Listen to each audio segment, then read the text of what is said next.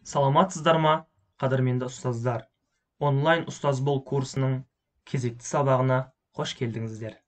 Бүгінгі сабағымыз курс жоспарын қалай жасау керектігі туралы болмақ. Әрине, онлайн ұстаз болу үшін сіз өзіңіз түсірген сабағыңызда курсты үйренуге ниет білдірген жандарға дұрыс таныстыра білу қажетсіз. Онлайн ұстаздың мектептегі мұғалімнен ерекшелігі осыдан басталады. Өткен сабақта мен сіздерге онлайн ұстаз бол курсының таныстырылымын, презентация жасау стилінің қандай болу керектігін үйрету мақсатында көрсеткен болатынмын. Сонымен біз өз курсымызды басқаларға таныстыруды қалай бастаймыз? Ал ендеше кеттік. Так. Өзіміздің Google презентациямызға барайық. Мынау мінекей, өткен сабақта жасалған Google презентация.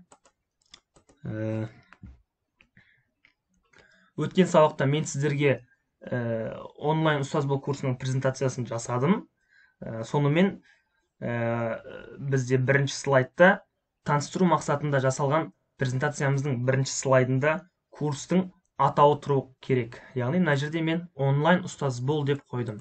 Сіздер осы жерге өздеріңіздің яғни онлайн курстарыңыздың атауын қоясыздар.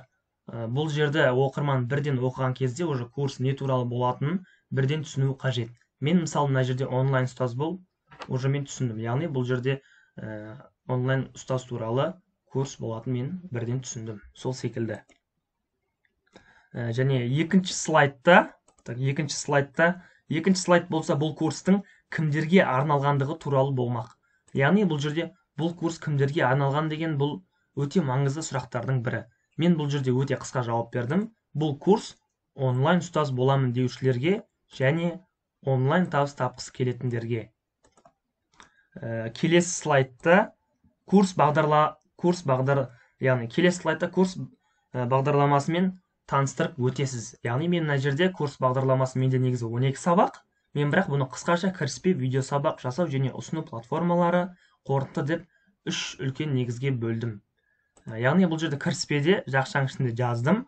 Онлайн сабақ түсіруге қажетті сервистер, яғни Google Docs, Sheets, Slides, Forms деген сияқты. Және екіншісінде видео сабақ жасау және ұсыну платформалары. Оны біздер енді түсіреміз, ол видео сабақты. Және үшіншісі қорытынды онлайн табыс табу деп, онлайн табыс табуды ерекшелеп жақшаға алып қойдым.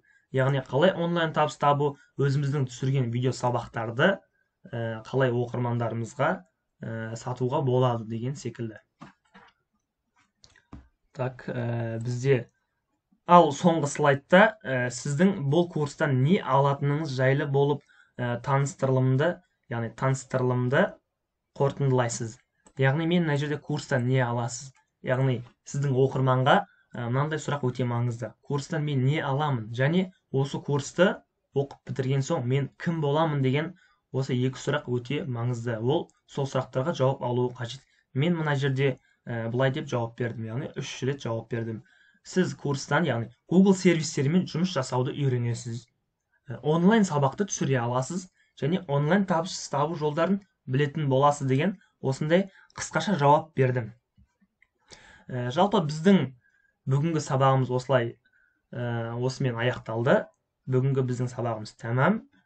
Келесі сабақтарда көріскенше, видео сабақ ұнаса лайк басыңыздар, коммент қалдырыңыздар. Біздің YouTube каналымызға тіркеліңіздер. Және де біздің YouTube каналымызда колокольчикті басып, уведомленияны қосып қойыңыздар. Келесі сабақтарды жіберіп алмас үшін. Сіздердің лайк комменттеріңіздің біздерге мотивация береді. Ал ендеше сәттілік, сау болыңыздар.